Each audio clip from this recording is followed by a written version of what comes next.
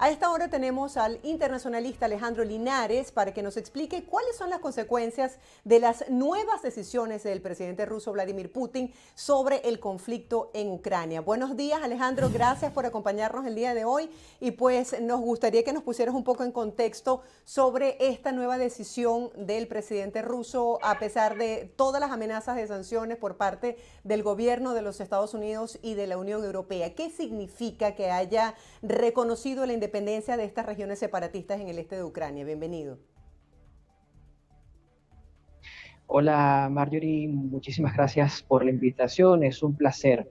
Bueno, lo primero que hay que tomar en consideración es que el hecho de que Vladimir Putin haya reconocido la independencia de las regiones de Luhansk y de Donetsk y que haya además ordenado un despliegue de fuerzas militares sobre esas dos regiones, lo que esto implica en primer lugar es que se echan por tierra los esfuerzos diplomáticos que ya venía adelantando Alemania por una parte, Francia por otra, e incluso Estados Unidos. Entonces, estamos en un punto en el que se incrementan las tensiones entre Ucrania y Rusia, entre Moscú y Kiev. Estas tensiones podrían derivar en conflictos que de escalar, pues podrían llevarnos también a una situación bélica de talla mundial, de escala muchísimo más importante. Eso es lo primero que hay que tomar en consideración al hablar de las consecuencias de la decisión tomada por Vladimir Putin. Sí, estábamos viendo las diferentes posiciones, las reacciones que ha generado esta decisión de Putin y los diplomáticos señalaban que sería este como el inicio de una guerra. ¿Es cierto? ¿Pudiésemos estar ante la estocada final del presidente ruso? Y por el otro lado veíamos las autoridades de China señalando que tenían que pensarlo dos veces. Era la opinión de los analistas antes de decidir darle el apoyo a Putin por todo lo que implica en las relaciones comerciales con Estados Unidos.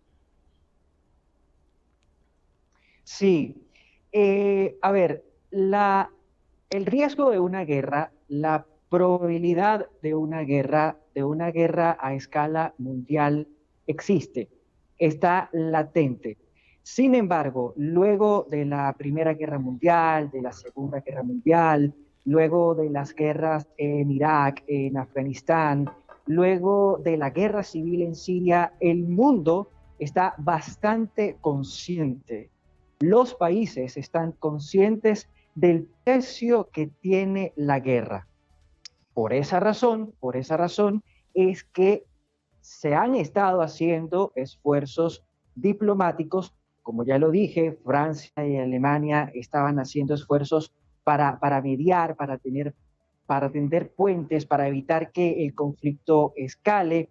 Esta misma semana, a menos que se cambie lo que está previsto, hay una reunión entre el secretario de Estado de Estados Unidos, Antony Blinken, y el ministro de Relaciones Exteriores de Rusia, Sergei Lavrov. Y aparte de eso, aparte de los esfuerzos diplomáticos, quiero decir, las naciones, las potencias, lo hemos visto con Estados Unidos, lo hemos visto con la Unión Europea actuando en bloque, o han impuesto o piensan imponer sanciones de carácter económico, sanciones de carácter comercial. Esto con la intención de no alar el gatillo para evitar, en la medida de lo posible, ir a una guerra. ¿A quién le conviene una guerra y por qué? A nadie le conviene una guerra. En este momento, sabiendo, como ya dije, cuáles son las consecuencias de las distintas guerras que hemos presenciado, no solo en el siglo pasado, sino también en lo que va de siglo, sabemos que a nadie le conviene la guerra. La guerra solo trae sufrimiento, la guerra solo trae muerte, la guerra solo trae crisis, crisis sobre todo para los países, las naciones en las que se desarrollan esas guerras. Por otro lado, hay que tomar en consideración que no estamos hablando de cualquier país, estamos hablando de Rusia. Rusia es uno de los 5 países permanentes del Consejo de Seguridad. Es un país con derecho a voto, pero también con derecho a veto. Y además es una potencia nuclear. A diferencia, por ejemplo, de Corea del Norte, que es un país que está desarrollando su armamento nuclear, Rusia ya tiene una capacidad nuclear comprobada. Y aparte de que tiene una capacidad nuclear comprobada, tiene un ejército sumamente profesional, un ejército muy bien entrenado, un ejército al que no es fácil enfrentar. En contraposición, por otro lado, tenemos a Estados Unidos y tenemos a naciones como Francia, a naciones como Alemania, que también tienen grandes ejércitos y que también tienen una capacidad nuclear comprobada, de tal manera que de ir a un conflicto, de ir a un escenario bélico, no estaríamos viendo una guerra como la Primera o la Segunda Guerra Mundial, estaríamos viendo una guerra de mayores proporciones, de proporciones inconmensurables, que ponen en riesgo a los países, a sus ciudadanos, a la humanidad. Por eso, en este momento, a ninguna de las partes le interesa una guerra y por eso, insisto, se están haciendo esfuerzos diplomáticos, los canales diplomáticos siguen abiertos y además de eso se está recurriendo a la vía de las sanciones económicas, a la vía de las sanciones comerciales para, como decía anteriormente, no terminar de alar el gatillo y evitar una guerra a gran escala. ¿Tú piensas que todavía se puede agotar la vía diplomática? Es decir, la ONU llama a una reunión de emergencia, establecen sanciones contra estas dos regiones separatistas del este de Ucrania, se vuelve a advertir a Putin del peligro de una guerra inminente, pero vemos el despliegue de las tropas en Ucrania, vemos cómo los ucranianos están saliendo de ese territorio. De verdad que las imágenes son impresionantes, son espeluznantes, y nos preguntamos, ¿realmente Vladimir Putin está a favor del diálogo? Cuando vemos que intervino el presidente Macron, él decía que era demasiado prematuro esta reunión. Entonces, por un lado, las palabras indican una cosa, pero las acciones indican otra. Vemos como que no hay una coherencia. Claro, cuando hablo de canales diplomáticos abiertos, me refiero puntualmente a los esfuerzos que está haciendo Occidente. Y cuando me refiero a Occidente, estoy haciendo alusión a Estados Unidos, a Francia, a Alemania. En el caso de Vladimir Putin, en el caso de Rusia, lo que Putin está haciendo, lo que Rusia está haciendo es tratar de recuperar lo que hasta 2014 fue su zona de influencia. Nosotros tenemos que recordar que hasta 2014 en Ucrania hubo un gobierno prorruso. A partir de 2014, finales de 2013 y 2014, en Ucrania se instauraron, llegaron al poder varios gobernantes proeuropeos que hicieron que ese país, que Ucrania, se acercara muchísimo más a la Unión Europea, mucho más a Europa que a Rusia.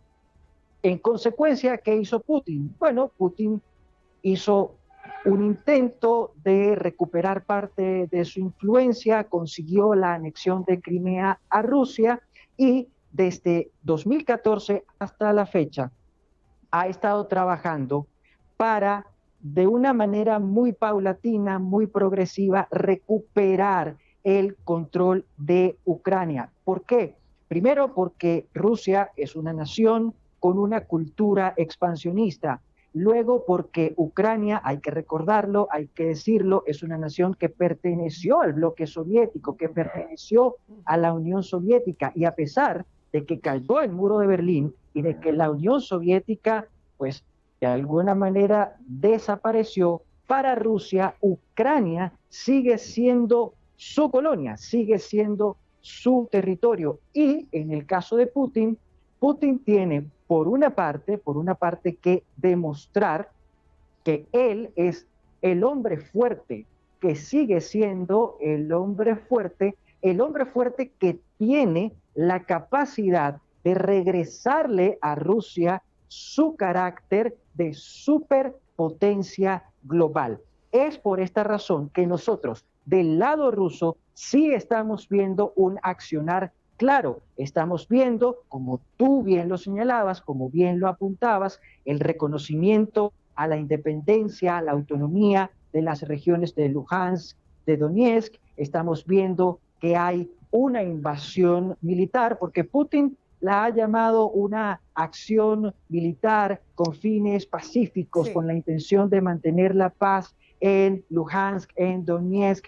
Eso es un eufemismo. Lo que realmente está sucediendo es que se han enviado tropas rusas, se ha enviado armamento, equipamiento ruso a las regiones del Donbass, a las regiones de Luhansk y de Donetsk, y eso no tiene otro nombre que una invasión militar. Justamente sobre eso quería preguntarte, Alejandro, desde el punto de vista de los protocolos, de las operaciones tácticas militares, ¿en qué momento debería responder el gobierno de Ucrania y el resto de los países que lo apoyan? O sea, ¿qué más hace falta que haga Putin como para que se vea una reacción?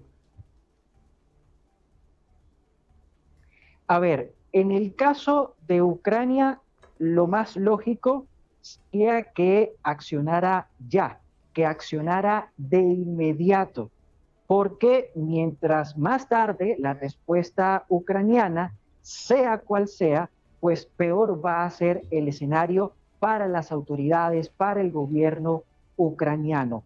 Ahora, hay que tomar en consideración que Ucrania no tiene la capacidad para enfrentar a Rusia, para enfrentarse por sí sola a Rusia.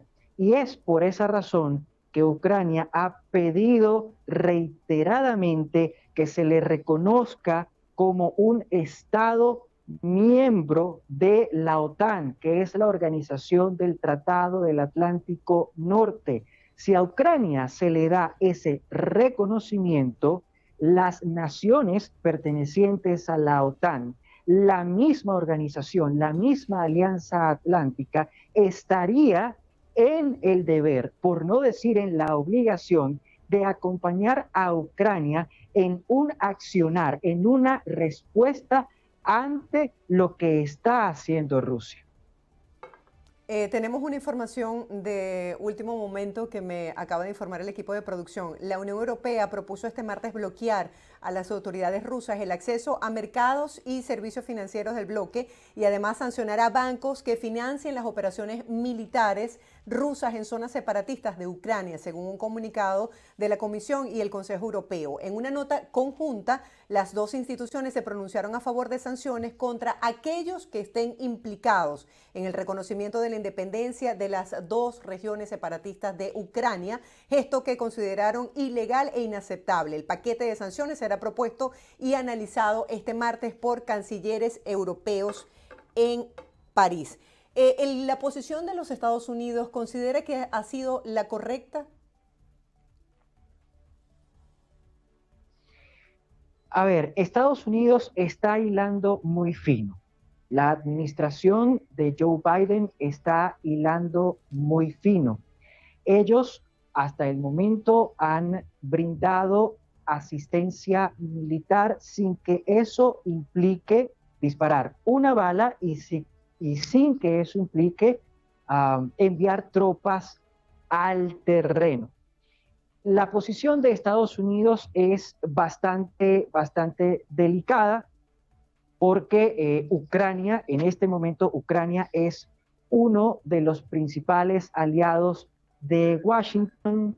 Es delicada porque además Estados Unidos tiene que defender su papel de superpotencia, tiene que demostrar de una u otra forma que sigue siendo, como dirían muchos, el policía del mundo, Pero así como tiene que defender su papel de superpotencia, así como tiene que demostrar que sigue siendo el policía del mundo, el gran protector del mundo, también debe evitar y quiere evitar ir a una confrontación con Rusia por lo que te decía minutos atrás.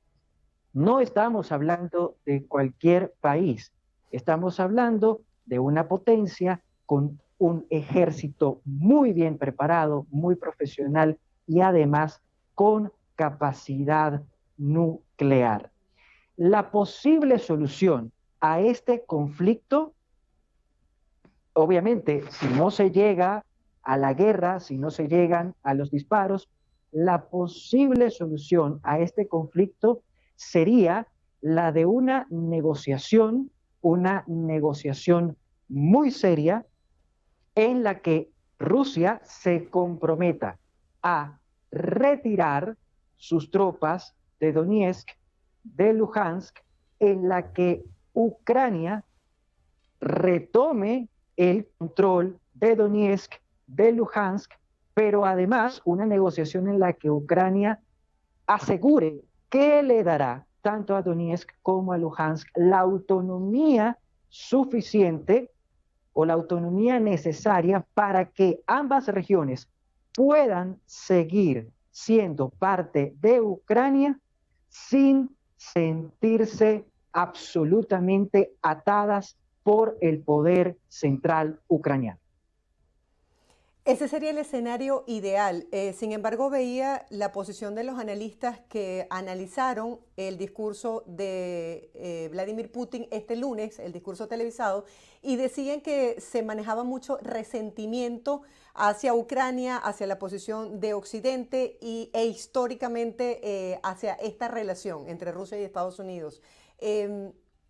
¿Realmente crees que las cosas pueden cambiar en las próximas horas?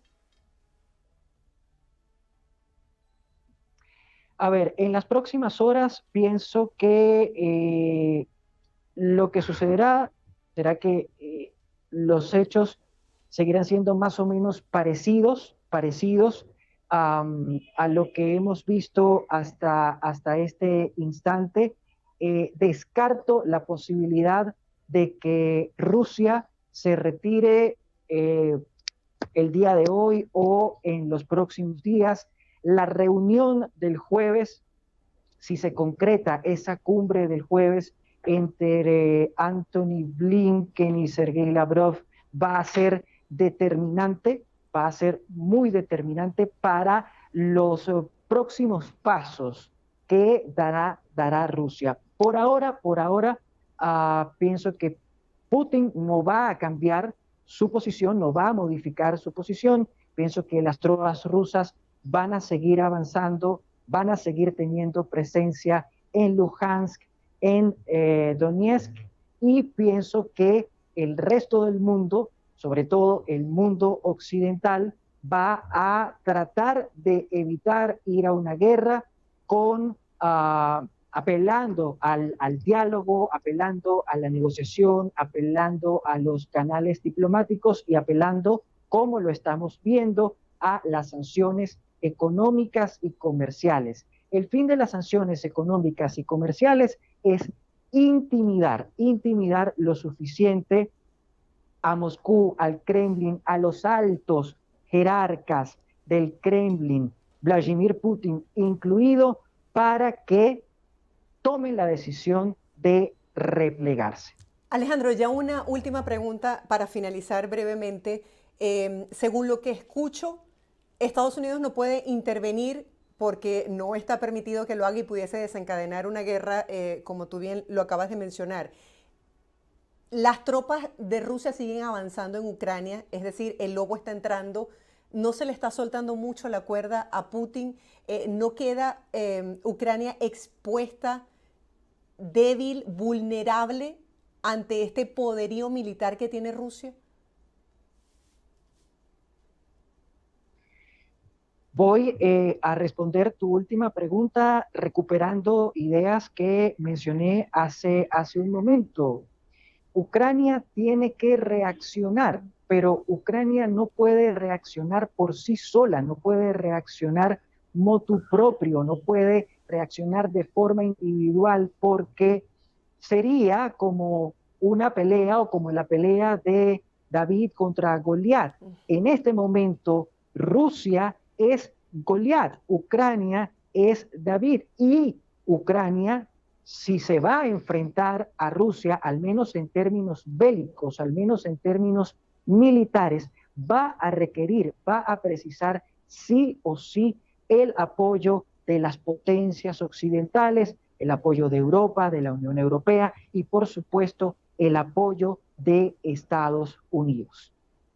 Gracias, Alejandro, por este completo análisis, por utilizar metáforas para contextualizar un problema tan complejo como lo que se está viviendo en este momento en el mundo, porque los titulares señalan que el mundo está en vilo, pendiente de las próximas decisiones que tome el presidente ruso Vladimir Putin. Muchísimas gracias. Estaremos contactándote también a futuro para seguir con el análisis de este tema, pues que está en desarrollo. Alejandro Linares, internacionalista, quien nos presentó un brillante análisis de la situación entre Rusia y Ucrania y, bueno, toda la participación de la Unión Europea y Estados Unidos.